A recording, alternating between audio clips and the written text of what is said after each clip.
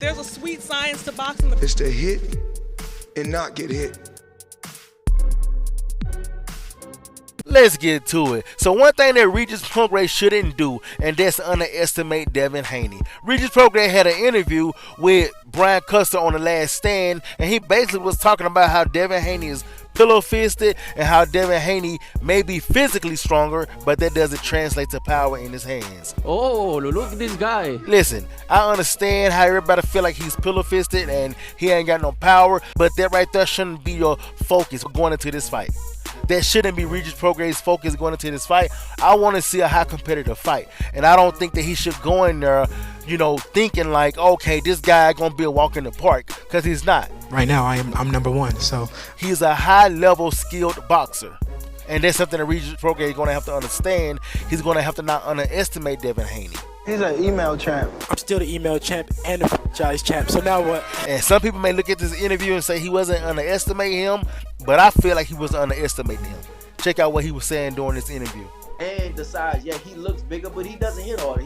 He put a video out hitting the heavy bag the other day. He was sitting on his punches. You can see his muscles coming out, and he still hits off. He has pillow hands. So, that doesn't matter. He can put on size all he wants. He might be physically stronger, but he doesn't hit harder. It literally, it's like they put out, and I think they put out that video of him hitting the bag and thinking like, oh, he hits harder, but literally you put that out and you sit down on your punches and you still hit soft. He in the bag, he was really hitting that bag with all his might, and he's still hitting soft. So, man, that's not gonna matter. I don't care about the size. Yeah, he might be physically stronger, but that doesn't equate to punching power. So that was Regis Prograis basically talking about Devin Haney and about the power and the pillow fist and stuff like that.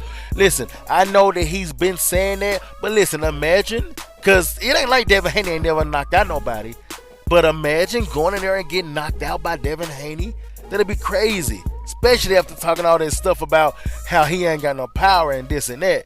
I'm gonna beat your ass, bro. I'm gonna bust your ass. So I just hope Regis Prograis just go in there focused and go in there prepared for a war and not going in there underestimating Devin Haney. But I've been in street fights, so I know. On another note, Brian Custer asked him who's the face of boxing. He said Tank said he's the face of boxing. Canelo said he's the face of boxing. Who does he think is the face of boxing? And Regis Prograis actually said something that I've been saying for a long time now. Check this clip out. Tank says he's the face of boxing. Canelo says he's the face of boxing. In your opinion, who is? I think you got to give it to Canelo.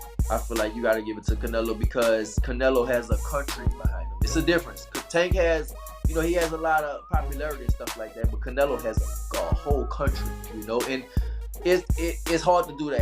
As a black American, we can't get a country. We just not. As a black American can't get a country behind you. So the closest person that can do that is somebody that has the hate, which Floyd Mayweather, he did that perfectly. So we can't. Black Americans, we just can't get a country behind us. I don't know why, we just won't. So that was Regis Prograis, and he was talking about how he feel like Canelo's the face of boxing because he got a country behind him. But did you hear what he said about a black American fighter? He said a black American fighter don't have a country behind him, and he's not going to have a country behind him. And that's something that I've been saying for a long time. Now, I know this is irrelevant, it ain't really news, but I just wanted to touch on it because he got a point.